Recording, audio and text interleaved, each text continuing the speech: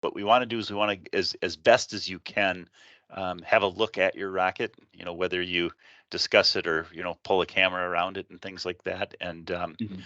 don't worry, we don't need to see an absolutely flight ready shiny rocket. Okay, we just, I think kind of the goal today is to make sure that there aren't any really big issues so that you have a chance to work on those before, because it turns out the night before launching, doing repairs in a hotel room is just not a good idea, so No, yeah. yeah. So that's Who would have kind of thought? the intent of this. And then also to make sure that you have a rocket. I've been doing this long enough now that we have people showing up for the competition with tubes and wire and things like that, and say, yeah, yeah, and we're like, okay, we have to have a little bit more than that. The actual safety review that'll happen either Monday or Tuesday at the convention center. Mhm. That's where one of the volunteers will take it apart and poke through things and all that kind of stuff. But anyhow, that and you're not being judged with that. That's all just about making sure the rocket can go up and come down safely. So anyhow, with that, I'm going to shut up now and let you do your presentation. All right, awesome. Sounds good. Thank you. We are Team 129, the University of North Dakota Advanced Rocketry Club. I am Christian Haugen, the team lead. We have Jennifer Bradford, our safety officer, here with us, as well as Ryan Lemker, our vehicle lead. Luca Beretta is online. He is electronics and payload. And then we have Duncan Carpenter here in the room with us, general member.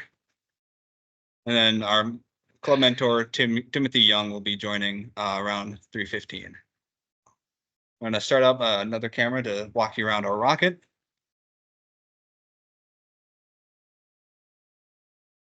Okay.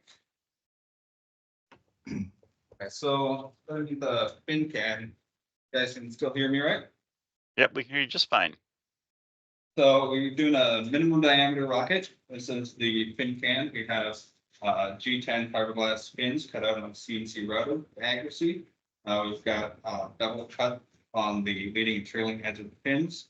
And we have a 1-inch radius fillet of epoxy set on there. We've currently got it sanded down to 220 grit. We're currently waiting on fiberglass fabric to come in to do a tip-to-tip layup. We're doing 6 layers of 7.5-ounce fiberglass in a 0 to 45 alternating pattern, and then a 7th layer of 2-ounce fabric in a 0-degree orientation. So that'll be just for surface finish and not a very structural layer. So once we do sanding to finish the surface, we're not destroying any of the structural layers. In the back here, we've got our rail bead nut epoxy onto the outside with the hole drilled through. We're planning to do the layout over top of this. So this will be encased in the 6 layers of fiberglass layup. So that'll be extremely rigid, as well as the nut screwed in and cut to length. So on the inside, it will be drilled through and epoxied on sanded flush so that the cargo casing can slide in easily. Kristen, may I ask what type of epoxy did you use? We use West Systems epoxy. All right. Which filler did you use then? I don't recognize the color. We use 404 high density filler. Yep. Yeah, we got our epoxy over here. We use the 105 epoxy resin with the 205 fast hardener and the 404 high density filler. Okay. Oh, over here, Ryan's holding our motor case for our N3300 solid rocket motor. For the aft end, we are having a boat tail machined out of aluminum to be the aft closure of the motor, so that way it'll sit flush with the back end of the fiberglass tube. We have sent that off to Protospace Manufacturing, and they will be manufacturing that for us and get that sent off to us in the next few weeks here. Moving up the rocket. How is the motor going to be retained then? Oh yeah, so we ordered a commercial off the shelf M98E motor retainer. So that'll sit approximately 42 inches from the aft end of the rocket. and that'll be epoxied in and screw into the top end of the motor casing. Okay, And that's will- fine. I just wanted to know which end of it was going to hold on to it. That's all. So. Yep. Yep. Yeah, we ordered that, and that is currently, as far as I know, has not come in yet. It should be here later this week or early next week for us to get that epoxied in. And our team just got our Tormach CNC up and running, and we have manufactured these aluminum bulkheads for our AV bay. So these are 1/2-inch thick aluminum with an 1/8-inch lip on it to seat into the AV bay as such. And the middle hole will be tapped out for a eye bolt, 5/16 eye bolt. And the 2 holes on either side, 1/4-inch threaded rod will run through the entirety of the AV bay and clamp it shut. So I'm sorry, I don't mean to. I said I'd keep my mouth shut. Now I'm talking. But when you said that you're tapping that out, so you were going to just use the threads on that to hold that eye bolt. I'm just imagining that the safety review people, they're going to want a washer and nut on the other side of that. Okay. Yeah, we can add that. No problem. Yeah, and this is our AV bay.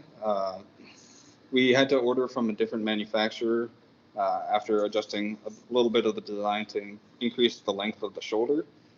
Since Wildman Rocketry's fiberglass was down during the time that we needed to get this ordered and put together, we were having a few fitment issues with it. It's a little loose and sloppy when you slide it in. So we will most likely order from Wildman to replace this to get a flusher fit. And then moving up to the upper body tube where our main parachute is housed.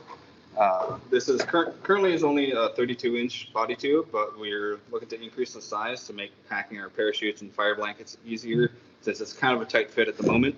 We've rerun all of our open rocket simulations with this in mind and come out with very similar final altitude and stability margins throughout the flight as well.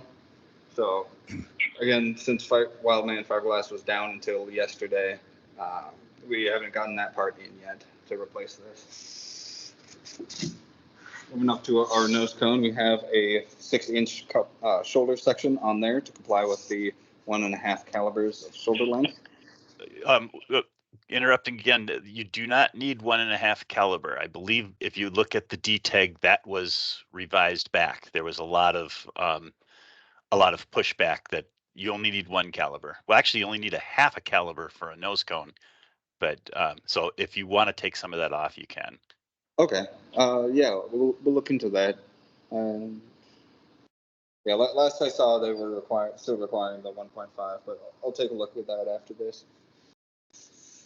Did they put it in Hero X, well, Bill? Excuse me? Did they put it that revision in Hero X, or did they actually update? I can go through Hero X and look, but I mean that was it wasn't a recent change. It's a long time ago. In fact, Yeah, I think I remember it happening. I just don't remember where they put it. Yeah, I think it was 2023 when they changed it. That 1.5 caliber was a very brief requirement because I think it was well intended. I'm not criticizing anyone for what they were looking at, but they received criticism from participants, judges, Gary. Yes. Yeah. So I think called that them about it. Yeah. Yeah, but I think that in particular they were worried about 6-inch and 8-inch rockets, that you were going to have these AV bays that were just ginormous. So Well, that and most of the nose cones that are made, the shoulders aren't designed to be that long, so Right. they have to update all. And it was just, it just didn't make sense. Yeah. My protest, I just said, well, Gary said, that this would be good. Yeah.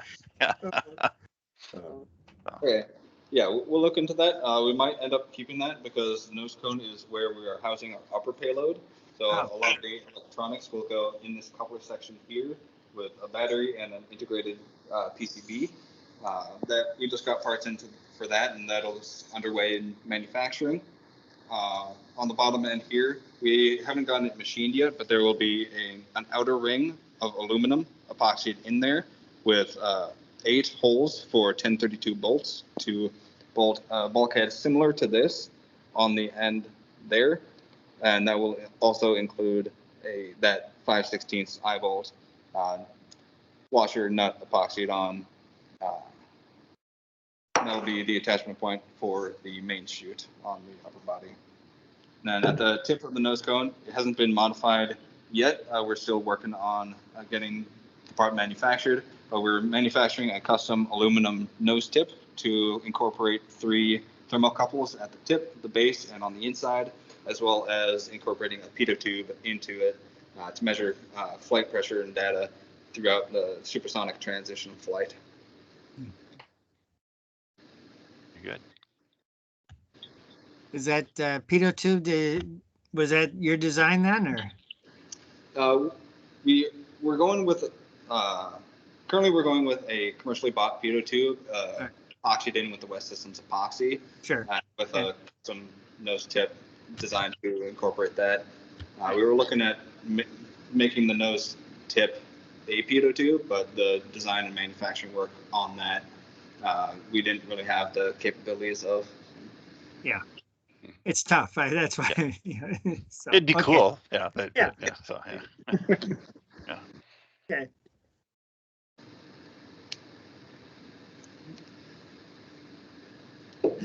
For parachutes, we've got a 98-inch main selected, and then a 30-inch drogue set in the lower body tube, the fin can section. We have plenty of room in the fin can to pack that and a fire blanket, and we're getting new Kevlar shock cords for both sides.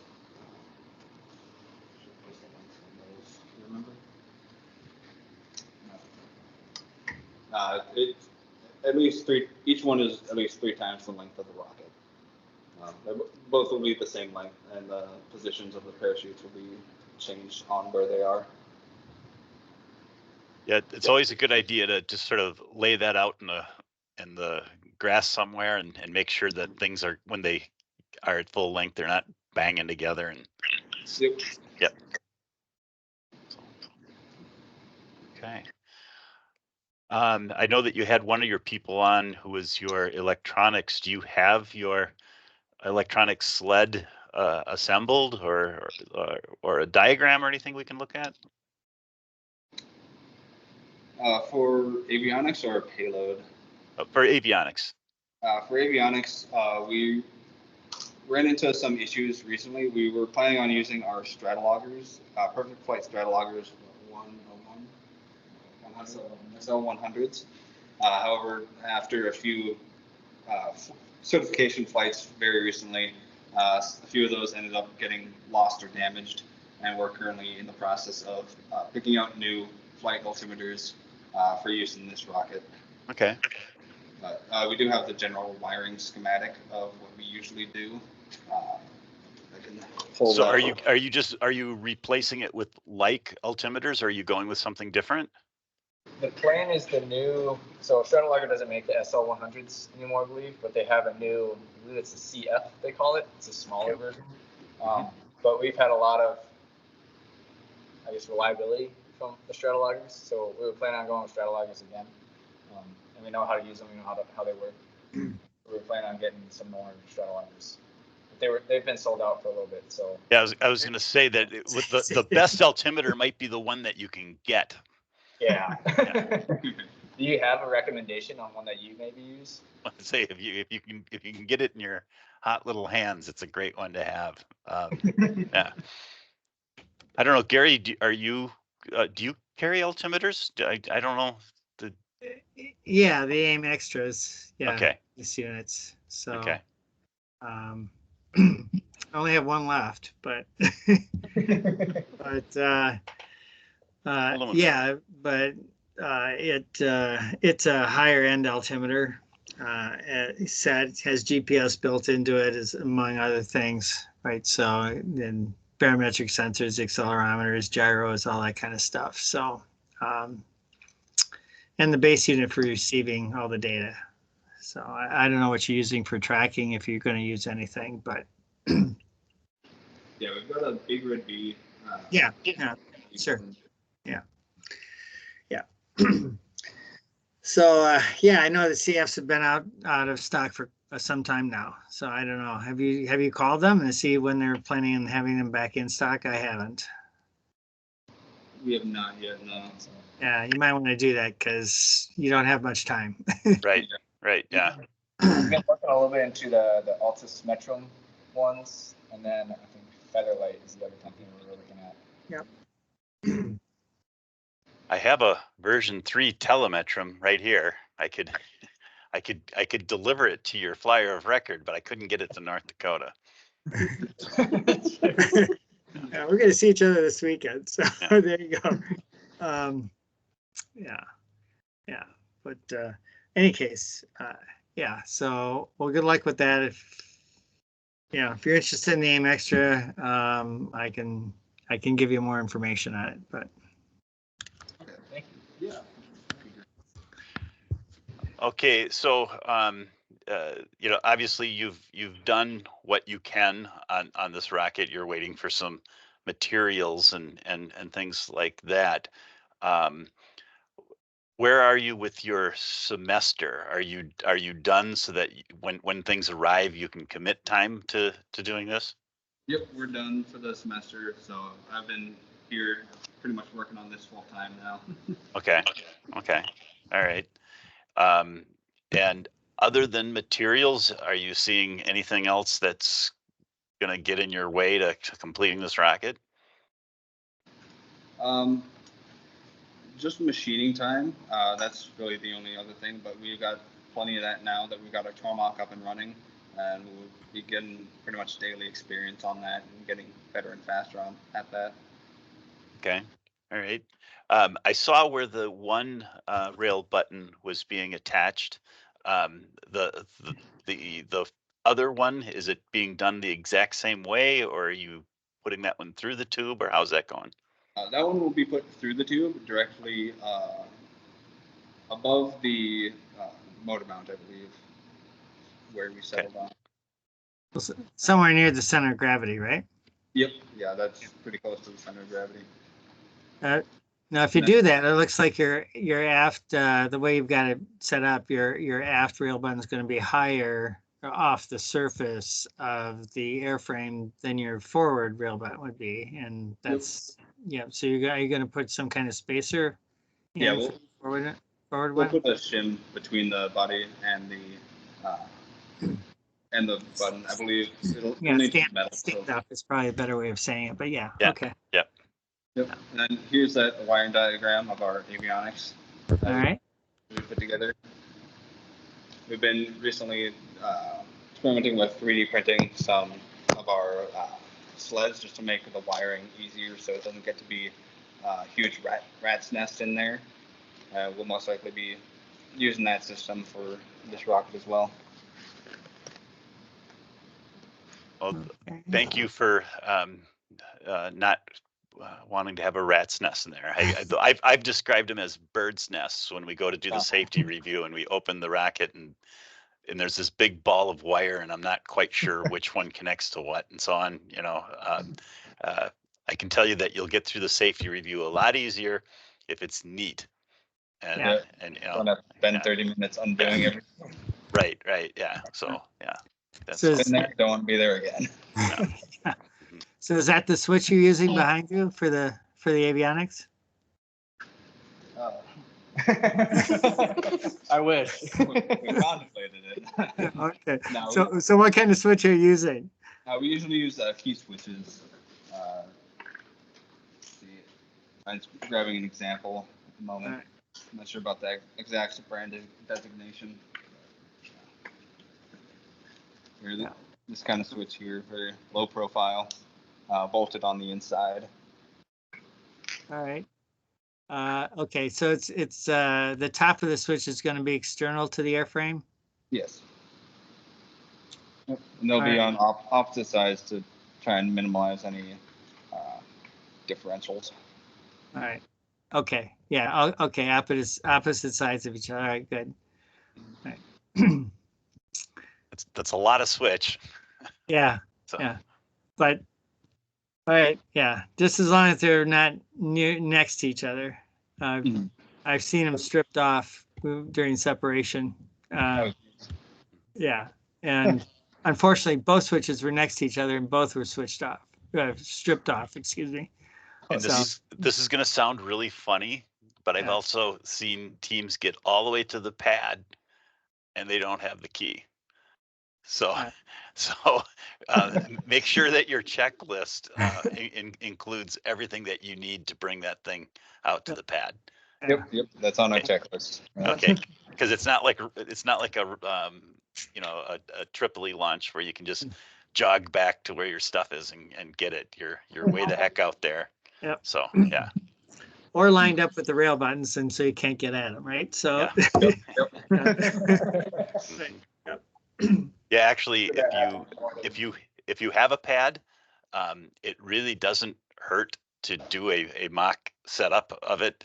Just to experience those kind of things. The I'm with Iowa State University, and I don't think it was last year. I think it was the year before. They were using a magnetic switch in the cone, but it was right at the rail.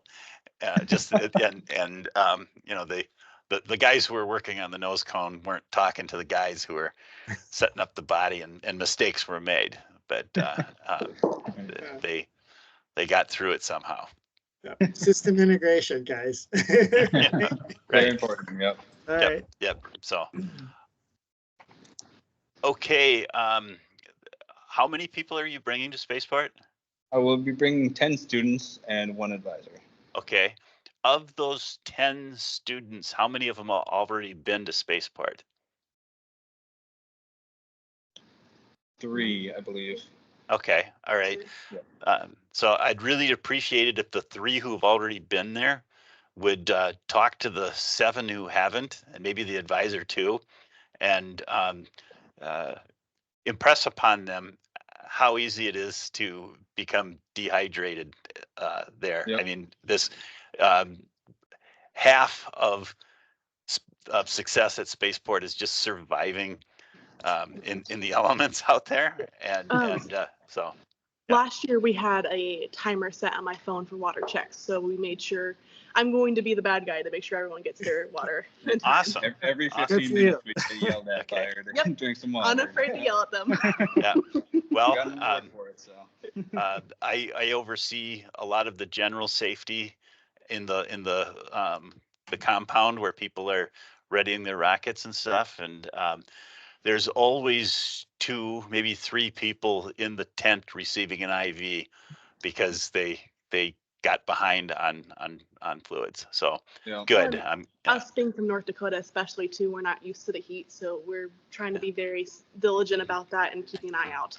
Well, that's an interesting twist on the comments I've been getting is, well, we're from Texas or we're from India, and I'm like, well, you have no idea how easy it is for it to get away from you there, because you can't tell. You don't know that you're dying.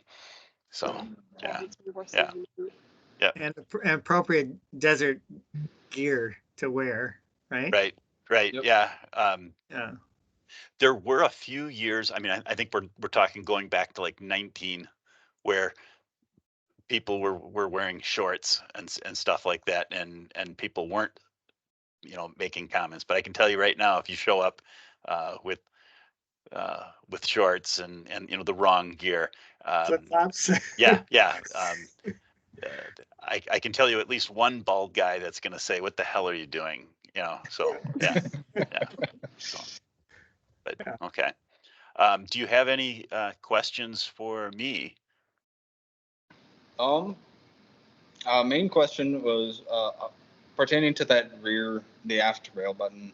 I know in the rules and everything, IREX is fairly strict about that being through the main section of the rocket, and I just want to clarify that 6-layer layup over top will be sufficient.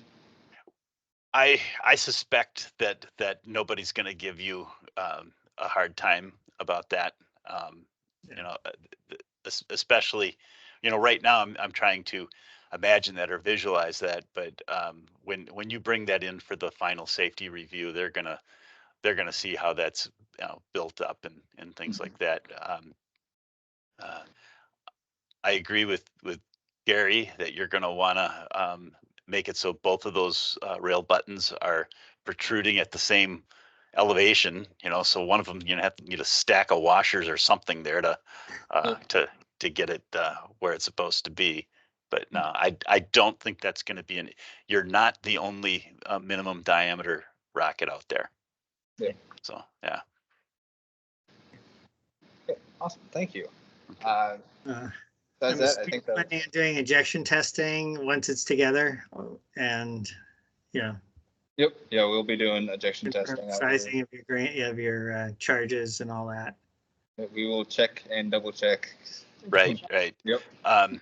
Some people don't fully load they don't pack their chute and things for ejection testing. They're just checking to see if the pins will shear and stuff like that. I think it is as important, if not more important, that to verify that you have a charge that can push out the laundry and get that thing out and ready to go. Yep. So yeah. We always fully integrate our rocket, Okay. Good. except for the motor, of course, before ejection testing. And because of the way you're mounting your motor, you sometimes when you're doing ejection testing, well, I'm speaking from experience here. If you don't put the casing in there and stuff like that, all the charge blows out the motor tube, and yeah, and you're like, dang it, I got to do it again. But the way yours is set up, that's going to be blocked anyhow, so you probably don't need that in there. So, Gary, are you bringing the motor for them? No, Tim Young, who's their advisor, he Okay. is level 3. Okay, all right, okay. So he's going to be bringing the motor. Okay, fantastic. I just, making sure that I'm always interested in who's moving the energetics. So, so, okay. Oh, I think he's level 2. Excuse me, but anyway, he's bringing the motor. Right? Tim's bringing the motor, right? He used to be a dealer. Oh, okay. All right. I don't think he is anymore, but any case, yeah. Does the 3300 require bonding? Yep. Yes, that'll require bonding. We're planning to bond that here prior to driving down. Okay, that was what I was about to ask next. Is making sure that they get a little cranky when teams start bringing rocket motors into hotel rooms and glue makes it worse. So that's probably a good plan. So yeah, okay. Then we got the glue here to bond it as well. Yep. There you go. Good. Yep. Good. Check the viscosity on that. Yeah. Did you get a hold of Elmer's yet? No, I have not. Well, I asked them a question, but nobody has replied to me. Okay. All right. We had a rather, pun intended, rather sticky situation in that we used a brand new bottle of that glue, but the glue was very viscous. I don't know if maybe it sat on the shelf for a long time or whatever, but we really struggled spreading the glue on the grains, and then they got stuck when we were putting them into the phenolic, and we had a rather tense moment with sweat on our foreheads and profanity coming out of our mouths, because that's a lot of money to be gluing together, and we almost ended up with it's an O5500 X is what we're flying this year, and we almost ended up with, I guess that would have been maybe an M2400 or something like that. So, but that's all that. But it sounds like you have somebody experienced with bonding, which is good, and you'll have it all done and cured before you make the trip. So, okay. Yep. All right. Well, best of luck with the materials. It was somewhat tongue in cheek, but if you really need this, I can get this. It's a Telemetrum version 3. I could get that up to Gary if you find yourself in a real pinch. It's just Okay. it's just sitting there. So, but Yeah. We'll yeah. look at getting our own replacements because we'll Yep. need them for the club in general. Oh, I get it. for- Yeah, yeah. hmm Yeah. And I also understand leaving electronics out in the field. So I've done that too. So I think all of us have, so. yep. Yeah. Yeah, but try to get that procurement done as quickly as you can, because that's, you know, I mean, obviously it's rocket season now. A lot of people are buying stuff. People are running out of stock, so you need to do that as quickly as you can. Yeah. Make sure you have it. Yep. We'll be getting everything we need as soon as we can. I believe there's like a student Discord channel for Spaceport, and sometimes you can find other teams that have extra stuff, and people seem to be willing to share because everyone likes to see rockets fly. Yep. So yeah. Yeah. So yeah. Okay. Well, if that's all, again, collect your video, turn that in, and if you run into any procurement snags and stuff like that, let us know. Keep us informed. Don't show up for the safety review with a rocket with wet paint on it. Okay. So Yep. Yeah. For sure. I am speaking from experience. Okay. So yeah. Did you ever get that paint off your hands? Oh yeah, I did eventually. Yeah. But yeah. So that's not a way to impress the safety review guys when they have to pick paint off of their hands. So No, yeah. I can't imagine. Yeah. Okay. All right. Best to all of you. Good luck, and we'll see you in Las Cruces. All right. Thank you so much. Good. See you this weekend, Gary. All right, see you this weekend, Bill. Yep. Christian, just a quick question. Do you know what hotel you guys are staying at? We're setting up reservations with the university dormitories. Oh, okay. All right. And then, let's see. I'm trying to remember. I forget. Spring Hill Suites or something like that. You know, I'm staying just sort of the west side of Las Cruces, or basically along the highway going to Truth or Consequences or to Spaceport America. All right. So you guys still planning on flying on Wednesday, do you think, or is that the plan, or?